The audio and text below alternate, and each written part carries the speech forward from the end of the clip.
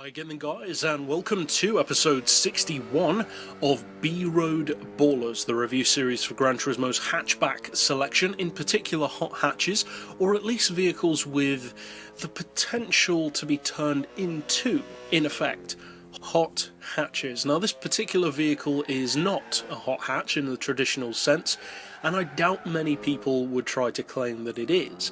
That being said, this is something of a sleeper car, because it's a vehicle with quite a surprising level of ability, not just beyond the surface, but also beyond its spec, that actually may well be deserving of your time. Now, the car in question is an American hatch, the Chrysler PT Cruiser, pretty popular vehicle here in the UK, and it's not difficult to see why. I'm personally not a fan of this car, but I do like the fact that it is so radically different to everything else on the market. Now that doesn't always pay off for Chrysler. The Prowler, for instance, was not really a success, and for Chevrolet as well with the SSR, oddball vehicles do not always work out. But in the case of the PT Cruiser, it kind of does, because it combines that old school hot rod / custom panel van kind of look with the package and practicality and attainability of a modern hatchback. So it's not too surprising that it did do pretty well. Now that being said, this isn't exactly the kind of car that most people's mind would go to first when it comes to performance. Certainly not when it comes to hot hatches. But consider what you get, because the PT Cruiser costs a fraction over 16 grand. That's pretty cheap for a start. Now it's not a premium vehicle, there are very few visual changes you can make to it, but what you do get for that 16 grand is a 2.4 litre turbo engine. It's front wheel drive, as you'd probably assume, but that is also, I think, kind of disappointing. Being an American car, I would have hoped for rear wheel drive, but it's not too surprising still. You've got the Chrysler Neon, etc., also using that same kind of layout. And as far as its fully tuned spec, in some ways it's not that great, at least on the surface, but in others it's pretty good. Now, being a slightly larger engine than you'd usually find in a hot hatch, by around 400cc or so, you do have more torque than you would typically have. It produces 325 foot-pounds, and that's pretty decent, it has to be said. The power is not as impressive at 366 horsepower, but still it's potentially good enough when combined with that kind of torque. Now, you would probably assume, based on a couple of things, such as the look of the car, and also some of the other Chryslers on the game, such as the 300C, that this could be a reasonably heavy vehicle within the hatchback category. The 300C, for instance, is one of the heavier sedans, even after being fully upgraded. But that's not the case with this car. This is actually a really lightweight vehicle. It only weighs 1,039 kilos.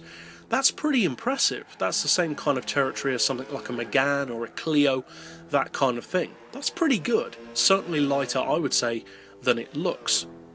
If I had to hazard a guess, I would have guessed for maybe 1,100 to 1,150 kilos from this car, so not bad at all. As far as horsepower per tonne, it's also pretty good, thanks to the fact that that weight is nice and low. 352 horsepower per tonne is fairly respectable for a vehicle of its power, and even the PP isn't overly high. The PP sits at 489 on this vehicle, which is, again, pretty usable. That means that this vehicle can potentially be useful for circuit racing, be it in seasonals, career mode, online, etc. So the question is, does it actually prove to be a good car, or does it just have some interesting numbers and a quirky appearance?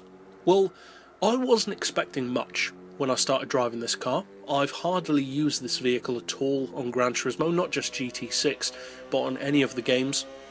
And usually, due to the fact that I wasn't doing a review series, I would not go as in-depth with each car as I do now, because it's thanks to you guys that I do look more in-depth with these vehicles. Because I had no reason to before. I would just use the best possible car in each category, and anything that didn't immediately strike me as being any good, I would probably never use again. Now, not to say that this has a bad first impression, but I just wasn't overly impressed with it when I first drove it on, I believe it was probably Gran Turismo 4. It didn't have an overly high amount of power, or particularly incredible performance in a straight line, and back then that was all I cared about. Now though, you get to appreciate cars which offer more than that. And this car definitely does, because the handling in particular on the PT Cruiser is so much better than you would probably expect it to be. This does not look like a good handling car.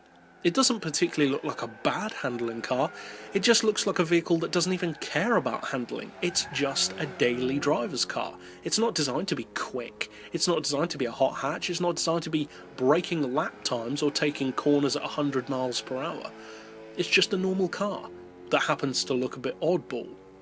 That being said though, this thing really can corner. The cornering speeds, the cornering control, and also the fun factor of the handling on the PT Cruiser is almost up there with the best of them, I would say, in the hot hatch category. This is as fun as some of the best hot hatches in the game around corners. Now, of course, in a straight line, it doesn't stand a chance against most of those top tier GTIs, R32s, STs, RSs, etc. But if you're looking for a completely understated, totally under the radar and pretty cheap hatchback, it's difficult to do better, to be honest, than the PT Cruiser. It's a car which nobody takes seriously, except for those who know just how good it is, so this could potentially be a very useful weapon to have in your garage. But that's it overall for this particular pick. I'll see you guys next time, and as always, thanks for watching.